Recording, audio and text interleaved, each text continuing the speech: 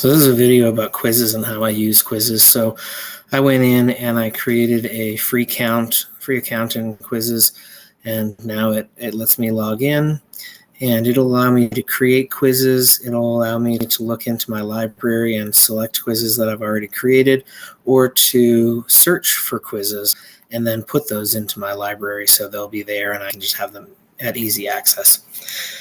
So what I like to use quizzes for is things that kids need to know about, but maybe won't be so motivated to work their hardest on. So I'll do things like grammar, sentence correction. So if I wanted to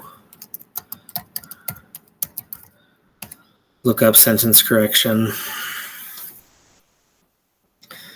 it'll give me a lot of different quizzes that other teachers have created. Wish they would stop with the pop-ups here.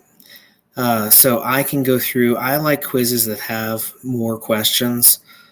So 15 to 20 questions I prefer. And then I will go in, and some of them are tutorials where they're more lessons and they have slides, and some of them have questions. Both are good, but the kids really like the ones that are questions because it's more of a game and they can play. So how many times this one's been played before, and then whether or not people liked it. So you can look for ones that have been played a lot and had a lot of people like them.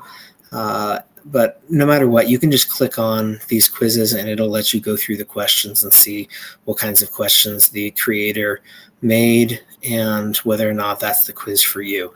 If you scroll through and you find something that says a super quiz, you can't do that unless you're a higher, unless you're a paid member. So I just avoid those altogether.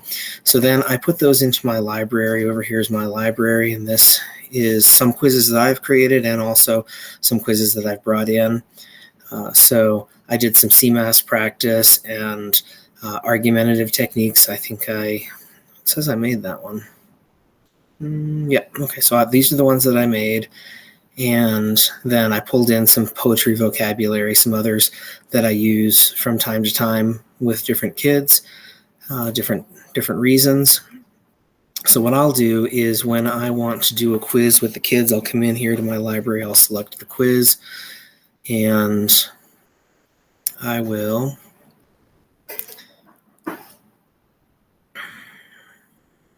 what I'll usually do is here in this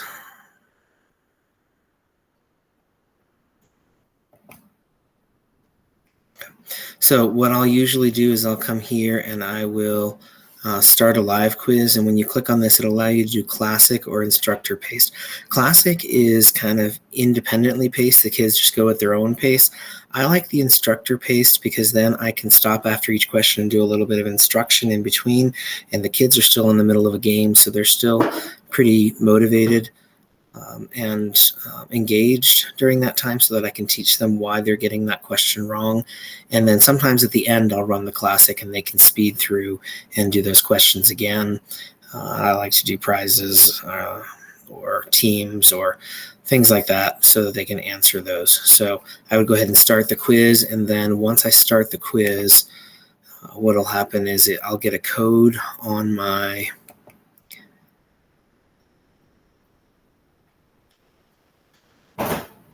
If I start up my quiz, it'll bring up a code here on the screen. So I'll usually run this on my TV in my class. And so the code will be nice and big for the students, and they can go into Quizizz and type in the code, and it'll allow them to join the quiz.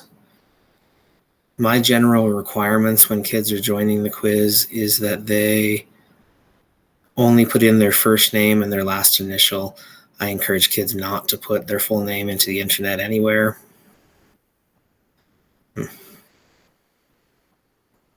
Something's having trouble. So anyway, over here, the quiz number will show up, and then all the student names will show up. If they're putting in a silly name that I don't want, I can kick them out and then force them to go back in there and pick a better name. So here's the quiz game code, and as the participants show up, they'll show up over here with their names. Again, I just do first name, last initial to keep them safe on the internet. And then once all the kids are in there, I'll click start and it'll start going through the quiz, and it'll automatically show, who's winning and all of those things up on the TV, and the kids usually enjoy that quite a bit. So if I want to create a quiz, if I go in here and I end this session, if I wanted to create a quiz, it's pretty easy. It's step by step. It takes you through it. So once you go in there and click create a quiz, it'll just give you, opportunities to create a title slide, and it'll give you opportunities to insert pictures and make questions and determine if they're true, false, or multiple choice. And it's pretty self-explanatory. So for a little bit of time creating a quiz, the cool thing is that you can use it with multiple classes, and then you can save it from year to year and use it with other classes, or have the kids practice with it independently even. So I do enjoy quizzes. The kids do enjoy quizzes, and that's basically how I use it. Hope that helps.